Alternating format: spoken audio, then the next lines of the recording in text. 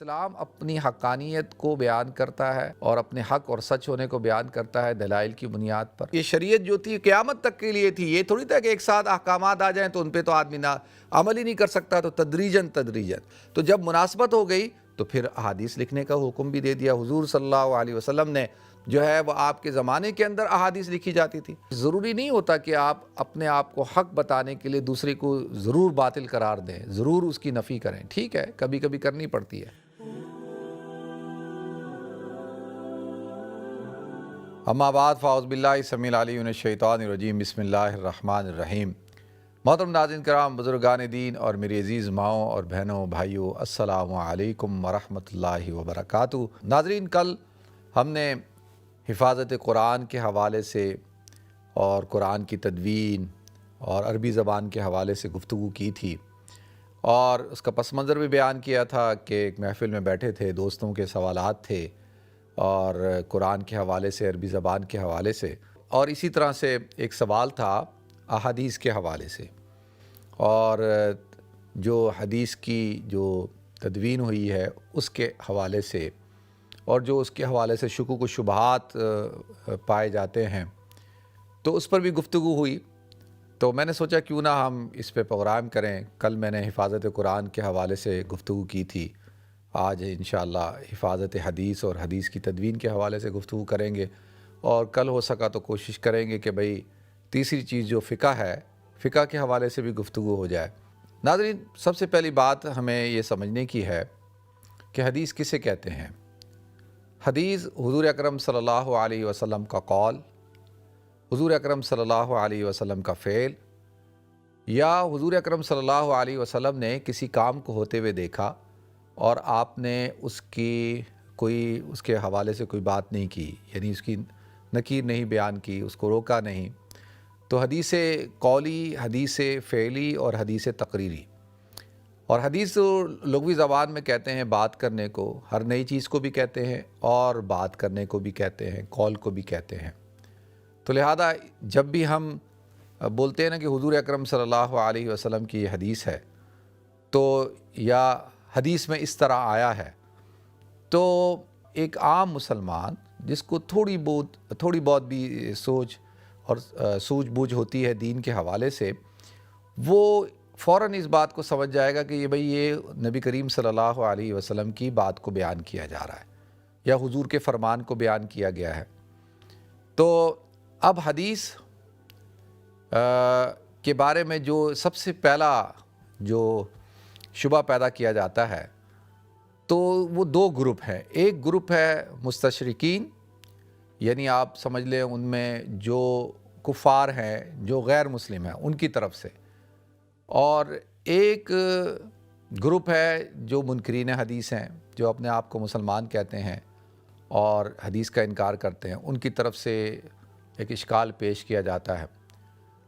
پہلا یعنی دونوں طرف سے کیا، ایک بات جو مستشرقین ہیں، ملاحدہ ہیں یا کفار ہیں، ان کا اعتراض تو سمجھ میں آتا ہے کہ بھئی وہ تو کریں گے اعتراض، ان کا کام ہی ہے کہ بھئی اسلام پہ اعتراض کرنا، قرآن پہ اعتراض کرنا، حضور اکرم صلی اللہ علیہ وسلم کی احادیث پہ اعتراض کرنا، حضور اکرم صلی اللہ علیہ وسلم کی سیرت مبارکہ پہ، حیات طیبہ پہ اعتراض کرنا، اور ان چیزوں کو لے کے کتابیں لکھی گئی ہیں اور سیمینارز کیے جاتے ہیں، اور آج تک یہ سلسلہ جاری ہے۔ تو ان کا تو سمجھ میں آتا ہے کیونکہ وہ مخالفین ہیں نا، اور ان کا کام ہی یہی ہے۔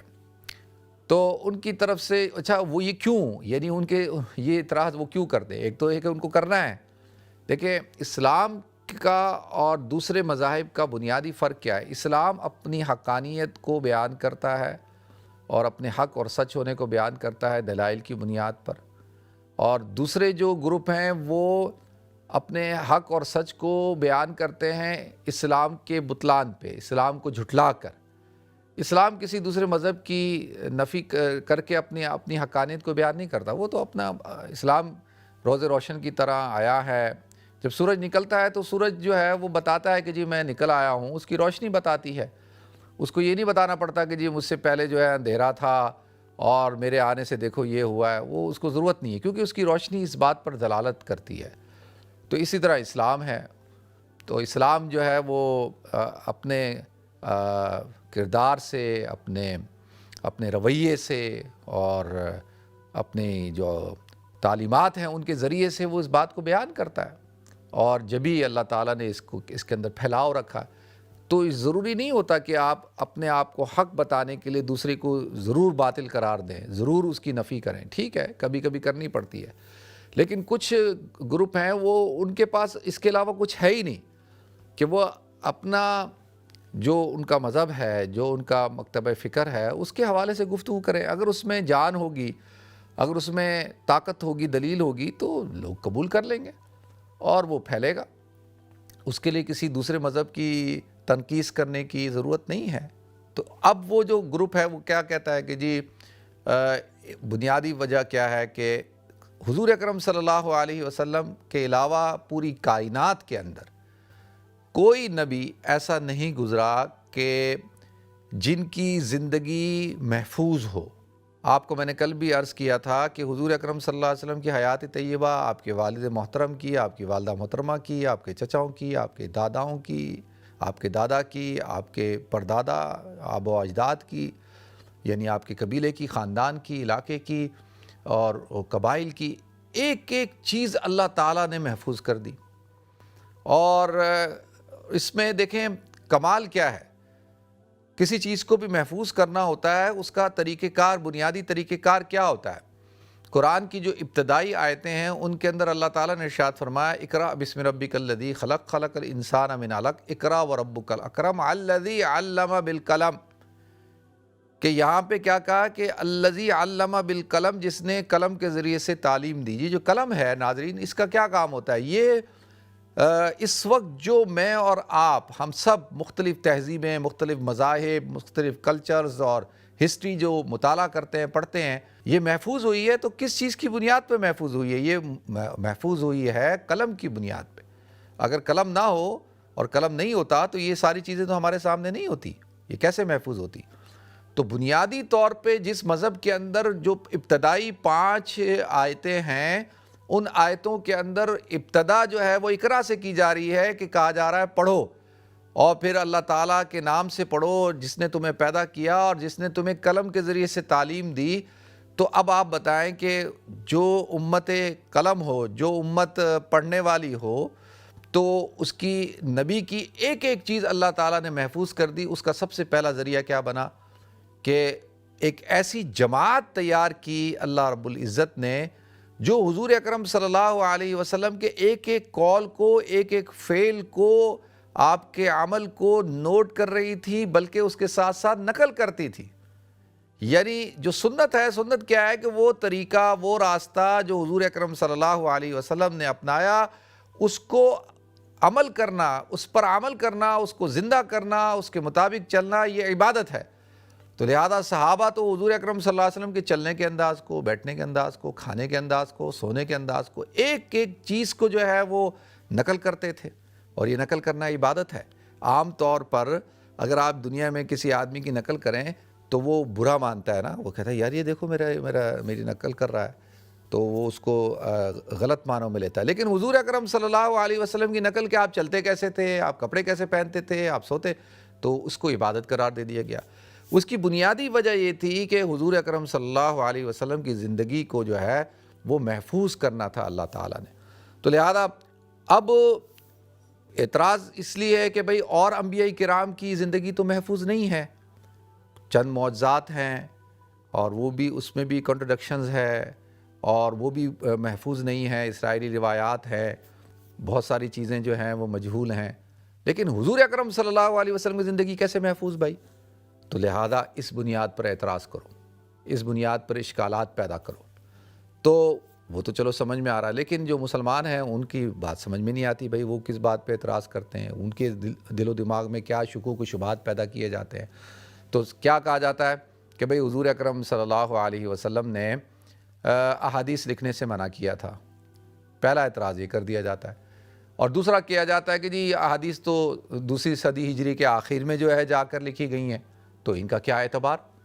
ان کا تو کوئی اعتبار نہیں ہے. ہمارے یہاں ایک بڑا اسکول آف تھاٹ پیدا ہو گیا جن کو منکرین حدیث کہا جاتا ہے، اور بڑے بڑے لوگ، بڑے بڑے سمجھدار لوگ، یعنی غلام محمد پرویز جیسا آدمی جو بڑا سمجھدار بیوروکریٹ آدمی تھا، قائد اعظم کے ساتھ ہوتا تھا، تو ایسے لوگ پورا ایک اسکول آف تھاٹ پیدا ہو گیا، آج بھی ہیں۔ تو اب وہ کیا جی کہ جی یہ حضور نے تو منع فرمایا تھا۔ دیکھیں، سب سے پہلے تو میں اس بات کا جواب دوں، جس وقت میں قرآن کا نزول ہو رہا تھا ناظرین، تو قرآن جب نازل ہوتا تھا حضرت جبریل علیہ السلام لے کر آتے تھے، حضور اکرم صلی اللہ علیہ وسلم پڑھ کر سناتے تھے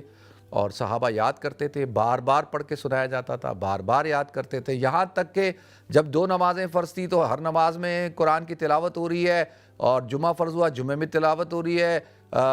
عیدین کی نماز ہوئی تو عیدین کی نماز میں تلاوت ہو رہی ہے، اسی طریقے سے جب 5 نمازیں فرض ہو گئی تو 5 نمازوں کے اندر تلاوت ہو رہی ہے، وتر کے اندر تلاوت ہو رہی ہے۔ تو بار بار قرآن کو پڑھایا جا رہا ہے اور اس کو یاد کروایا جا رہا ہے تاکہ جو ہے قرآن سینوں کے اندر محفوظ ہو جائے۔ اور عربوں کے اندر دیکھیں، میں نے کل بھی بات عرض کی تھی کہ بنیادی طور پر وہ اس بات کو پسند کرتے تھے۔ اللہ تعالیٰ نے بعض قوموں کو یہ صلاحیت دی ہوتی ہے، فطری طور پہ ان کے اندر یہ بات ہوتی ہے، جبلت میں ڈالی گئی ہوتی ہے کہ ان کا حافظہ تیز ہوتا ہے۔ تو عربوں کا حافظہ بہت تیز ہوتا تھا۔ عرب جو ہے وہ لکھنا پسند نہیں کرتے تھے، بلکہ یاد کرنا زیادہ جو ہے ان کو پسند تھا، اور وہ یاد کرتے تھے، بڑے بڑے اشعار اور نظمیں فی البدی سنا دیتے تھے، انصاب پورے ان کو یاد ہوتے تھے، ان کو اپنے آباء و اجداد کی پورے نسب یاد ہوتے تھے، بلکہ ساتھ ساتھ جو ہے گھوڑوں کے نسب یاد ہوتے تھے کہ اس گھوڑے کا نسب کیا ہے، اس کس کی اولاد ہے، کیا ہے۔ تو لہذا وہ ان کے ہاں اس چیز کو اہمیت دی جاتی تھی کہ بھئی زبانی یاد کیا جائے، تو قرآن کو زبانی یاد کروایا جا رہا ہے۔ تو اب جس وقت شروع کے اندر جب قرآن کا نزول ہو رہا ہے اور ابتدائی دور ہے، تو حضور اکرم صلی اللہ علیہ وسلم نے احادیث لکھنے سے منع فرمایا۔ وہ اس لیے کہ ابھی تو قرآن کا نزول ہو رہا ہے، اور قرآن بھی 23 سال کے اندر نازل ہوا ہے، ایک دفعہ نہیں ہوا دوسری کتابوں کی طرح بھئی تختیوں پہ لکھ کر اور ایک ساتھ دے دی گئی ہو، ایسا نہیں ہوا۔ تو وقال الذین کفروا لولا نزل ھذا القرآن جملۃ واحدہ، کہ کیوں نہیں، کفار کہتے ہیں کہ کیوں نہیں قرآن ایک جملے کے اندر ایک وقت کے اندر نازل کر دیا گیا؟ تو اللہ نے خود ہی اس کا جواب دے دیا، کذالک لنثبت بہ فؤادک، کہ یہ تو اس لیے تاکہ آپ کے دل کے اندر یہ قرار پکڑ لے، یہ استقرار حاصل۔ اور یہ شریعت جو تھی قیامت تک کے لیے تھی، یہ تھوڑی تھا کہ ایک ساتھ احکامات آ جائیں تو ان پہ تو آدمی نہ عمل ہی نہیں کر سکتا، تو تدریجاً نجمن ترتیل کے ساتھ 23 سال کے اندر نازل ہوا۔ تو اب شروع کے اندر جب قرآن کا نزول ہو رہا تھا تو منع کر دیا گیا کہ بھائی صرف قرآن کے اوپر توجہ دی جائے، قرآن کو پڑھا جائے اور قرآن کو لکھا جائے، قرآن کے کہیں ایسا نہ ہو کہ چیزیں جو ہے وہ خلط ملط ہونا شروع ہو جائیں۔ لیکن جیسے ہی قرآن کی مناسبت ہو گئی، پتہ چل گیا کہ بھئی قرآن کیا ہے، کس طریقے سے ہے، حضور کس سے لوگ سوال پوچھتے تھے، آپ وحی کا انتظار کرتے تے، تو سمجھ لگ گئی کہ بھئی جب وحی آئے گی تو حضور بیان کریں گے۔ تو جب مناسبت ہو گئی تو پھر احادیث لکھنے کا حکم بھی دے دیا۔ حضور صلی اللہ علیہ وسلم نے جو ہے وہ آپ کے زمانے کے اندر احادیث لکھی جاتی تھی۔ حضرت عبداللہ بن عمر بن عاص رضی اللہ تعالیٰ عنہ، وہ آپ احادیث لکھتے تھے، اور ایک دفعہ کسی نے ان سے کہا کہ بھئی آپ حضور اکرم صلی اللہ علیہ وسلم کی احادیث اقوال کو لکھتے ہیں، تو حضور اکرم صلی اللہ علیہ وسلم تو کبھی غصے کی حالت میں ہوتے ہیں، کبھی رضا کی محبت کی حالت میں ہوتے ہیں، کبھی آپ تو مختلف کیفیات ہوتی ہیں، تو آپ لکھ لیتے ہیں ہر بات۔ تو انہوں نے حضور اکرم صلی اللہ علیہ وسلم کے پاس جا کے کہا، یا رسول اللہ میں اس طرح سے احادیث لکھتا ہوں اور مجھے یہ کہا گیا ہے کہ بھئی، تو اللہ کے رسول صلی اللہ علیہ وسلم نے ارشاد فرمایا کہ دیکھو، والذی نفسی بیدی، کہ قسم ہے اس ذات کی جس کے قبضے میں میری جان ہے، واللہ لا اخرج منی الی الحق، کہ مجھ سے جو بات بھی نکلتی ہے وہ سوائے حق کے نکلتی ہے، کوئی بات ایسی نہیں ہوتی جو میں حق کے علاوہ کروں۔ یعنی آپ تو اللہ کے نبی ہیں، قرآن کہتا ہے وما ینطق عن الہویٰ ان ہوا الا وحی یوحیٰ، کہ آپ جو بھی بات کرتے ہیں وہ کرتے ہیں جو اللہ تعالیٰ آپ کو وحی کرتا ہے، تو ایسا تو نہیں ہو سکتا، تو آپ تو اللہ کے نبی ہیں۔ تو لہذا انہوں نے جو کتاب لکھی اس کو کہتے ہیں صحیفۃ الصادقہ۔ اب آپ دیکھیں حضرت یہ لکھا کرتے تھے۔ اسی طریقے سے ایک دوسری کتاب ہے حضرت علی رضی اللہ تعالیٰ عنہ کا صحیفہ، پھر حضرت ابو ہریرہ رضی اللہ تعالیٰ عنہ کا بھی صحیفہ موجود ہے جو ان کے شاگرد نے لکھا تھا۔ حضرت ابو ہریرہ نے تو 5000 سے زیادہ احادیث روایت کی ہیں، اور آپ کا حافظہ بہت تیز تھا۔ حضور اکرم صلی اللہ علیہ وسلم کی دعا کے نتیجے میں بہت سارے لوگ کہتے ہیں جی حضرت ابو ہریرہ کو کیسے احادیث یاد ہو گئی اتنی، اور انہوں نے اتنی احادیث روایت کی ہیں۔ تو جب یہ اعتراض کیا گیا تو حضرت ابو ہریرہ رضی اللہ تعالیٰ عنہ نے خود اس بات کا جواب دیا کہ دیکھو، لوگ تو تجارت کرتے تھے، لوگ تو اپنے کاموں میں مشغول رہتے تھے اور جو ہے وہ مختلف اوقات میں حضور کی مجلس میں آتے تھے، اور میں تو ہر وقت حضور کی مجلس میں رہتا تھا، اور آپ تو یعنی 24 گھنٹے اٹھنا بیٹھنا اوڑھنا بچھونا جو ہے حضور کی محفل اور مجلس تھی، اور آپ کا حافظہ بھی تیز تھا اور آپ لکھتے بھی تھے اور لکھاتے بھی تھے۔ تو آپ کا بھی صحیفہ موجود ہے۔ ایک دفعہ کسی نے کہا کہ یہ حدیث ہے آپ نے بیان کی ہے، تو انہوں نے کہا نہیں، بڑی عمر میں، کہا کہ چلو میرے ساتھ گھر گئے اور آپ نے جا کے جو ہے اس کو چیک کیا، اور چیک کرنے کے بعد جو ہے پورے کتابوں سے رجسٹرڈ نکالے اور کہا دیکھو یہ حدیث کہاں ہے، کدھر میں نے بیان کی ہے۔ ایک جگہ آتا ہے کہ بیان کی وجہ سے کہا کہ دیکھو کہاں، اور جگہ نہیں کی تھی تو کہا دیکھو تم نے کیوں بیان کی، اس میں تو کہیں نہیں ہے، اور کہا کہ بیان کی تھی تو دیکھو یہ لکھی ہوئی ہے۔ تو کئی دفعہ لوگوں نے ان سے یہ سوالات پوچھے اور انہوں نے جوابات دیے ماشاءاللہ۔ تو لہذا اب حضور اکرم صلی اللہ علیہ وسلم کے زمانے کے اندر ہی جو ہے وہ احادیث لکھی جاتی تھی، یعنی اس کے اندر بھی آپ دیکھیں کہ ایک جو دور ہے اس کو ہم دور نبوی کہتے ہیں، اور اس دور نبوی کے اندر جو احادیث کا ایک حصہ ہے اور وہ کئی سو پہ مشتمل ہے، وہ کیا ہے کہ جیسے ہم دیکھتے ہیں کہ جب حضور اکرم صلی اللہ علیہ وسلم نے حضرت جعفر طیار رضی اللہ تعالیٰ عنہ کو جب حبشہ بھیجا ہے تو آپ نے باقاعدہ ان کو ایک خط لکھ کر بھیجا حبشہ کے بادشاہ کے نام۔ اسی طرح سے آپ نے کیسر اور روم ان کے لیے جو ہے وہ خطوط لکھے، آپ نے جو ہے ایجپٹ کے بادشاہ کے لیے خط لکھا، تو آپ نے تو مختلف مواقع پہ خطوط لکھے اور معاہدات کیے، اور سب سے بڑا معاہدہ تو میثاق مدینہ ہے جو 52 آرٹیکلز پہ دفعات پہ مشتمل ہے، تو وہ پورا ایک دستاویز ہے نا۔ اسی طرح خطبہ حجۃ الوداع کہ یمن سے لوگ آئے، کہا کہ یا رسول اللہ یہ خطبہ اتنا عظیم خطبہ ہے اور ہم جب واپس جائیں گے تو کیا ہم اس کو لکھ سکتے ہیں؟ حضور نے فرمایا بالکل لکھو، صحابہ کو کہا لکھ کر دو۔ تو یہ سب چیزیں کیا تھی؟ یہ ساری چیزیں احادیث تھی، ان کو احادیث ہی تو کہا جاتا ہے۔ تو یہ حضور اکرم صلی اللہ علیہ وسلم کے خود کے جو لکھوائے ہوئے خطوط ہیں، خطبات ہیں اور آپ کے دروس ہیں، وہ سارے کے سارے اس زمانے میں عہد نبوی کے اندر لکھے جاتے تھے، اور صحابہ کرام بھی لکھا کرتے تھے۔ تو لہذا یہ ایک دور ہے ناظرین، اور یہ 99 ہجری تک جو ہے وہ صحابہ رہے، اور 99 سے لے کے 170 ہجری تک تابعین، اور 170 سے پھر 220 تک جو ہے تبع تابعین۔ تو لہذا اب تابعین اور تبع تابعین دیکھیں، جب حضرت عمر بن عبدالعزیز رحمۃ اللہ علیہ خلیفہ بنے ہیں تو انہوں نے باقاعدہ جو ہے وہ حضور اکرم صلی اللہ علیہ وسلم کی احادیث کی کتابت کا بالکل انتظام کیا، اور یعنی ہم دیکھتے ہیں کہ جو سب سے پہلی کتاب ہے احادیث کی جو تابعین میں سے حضرت امام مالک رحمۃ اللہ علیہ نے لکھی ہے، وہ موطا امام مالک رحمۃ اللہ علیہ، یعنی اس کا مقام بہت اونچا ہے۔ امام بخاری رحمۃ اللہ علیہ کی جو بخاری ہے اس کے لیول کا ہے۔ بہت سارے لوگوں نے اس کو بھی موطا امام مالک کو بھی جو ہے وہ صحاح ستہ کی طرح یعنی اس میں شامل کیا ہے، اور صحیح کتب میں اس کو شامل کیا ہے۔ تو لہذا اب پھر آپ دیکھیں اسی طرح سے حضرت امام اعظم ابو حنیفہ رحمۃ اللہ علیہ کی کتاب الآثار ہے، اور پھر امام زہری رحمۃ اللہ علیہ جو ہے انہوں نے ان احادیث کی تدوین شروع کی، اسناد، اور ان کی طرف جو یہ الزام لگا دیا جاتا ہے کہ امام شہاب ابن زہری جو ہے ان کی کہ انہوں نے تدوین کی، حالانکہ انہوں نے تو جو احادیث موجود تھی ان کو دوبارہ سے مدون کیا ہے۔ تو لہذا ناظرین پھر یہ صحاح ستہ ہیں، امام بخاری رحمۃ اللہ علیہ اور امام مسلم رحمۃ اللہ علیہ، یہ ساری کتابیں، اور اسی طریقے سے دیکھیں امام سفیان ثوری جو ہیں انہوں نے الجامع کے نام سے کتاب لکھی۔ تو اس سے پتہ چلتا ہے کہ احادیث کو حضور سے ایک صحابی نے پوچھا تو آپ نے کہا کہ وستعین بیمینی کا، کہ ان کا میں بات بھول جاتا ہوں، تو کہا کہ تم اپنے یمینی کا وستعین بیمینی کا، کہ اپنے دائیں ہاتھ سے مدد طلب کرو۔ اس کا کیا مطلب ہے؟ اس کا مطلب ہے کہ اس کو لکھو۔ اب سوال یہ اٹھتا ہے کہ جس نبی پر یہ وحی نازل ہو کہ بھئی آپ جو ہے وہ اقرا بسم ربک الذی خلق، خلق الانسان من علق، اقرا وربک الاکرم الذی علم بالقلم، تو وہ کیسے ہو سکتا ہے کہ جی وہ قلم سے کا استعمال نہ کریں اور قلم کو استعمال کرنے کی دعوت نہ دیں؟ تو لہذا ناظرین یہ ایک بہت بڑا کارنامہ ہے مسلمانوں کا